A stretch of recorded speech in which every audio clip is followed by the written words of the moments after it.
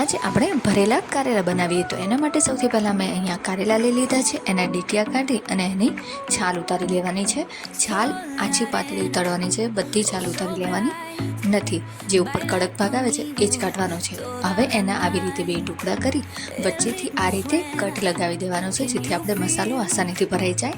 હવે આ બધા કારેલા છે એને એક કુકરમાં લઈ 1 ગ્લાસ જેટલું પાણી અને 1.5 ચમચી જેટલું મીઠું એડ કરી એને 2 થી 3 સીટી વગાડી દેવાની છે. અને 2 થી 3 સીટી વાગે છે ત્યાં સુધી આપણે એક પેનની અંદર 2 ચમચી જેટલો ચણાનો લોટ છે એને શેકી લેવાનો છે.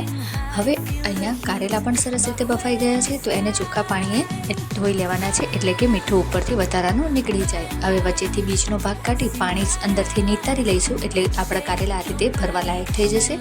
તો હવે ચણાની લોટની અંદર આદુ મરચાંની પેસ્ટ અને ઘરના બધા મસાલા એડ કરી, ઝીણી સમારેલી ડુંગળી, તેલ અને ખાંડ એડ કરી એનો આપણે મસાલો રેડી કરી લેવાનો છે મિક્સ કરીને. હવે જે કારેલા છે એની અંદર બધો મસાલો છે આપણે ભરી લેવાનો છે. તો અહીંયા કારેલાની અંદર બધો મસાલો ભરાઈ ગયો છે. હવે તેનો વઘાર કરી લઈએ.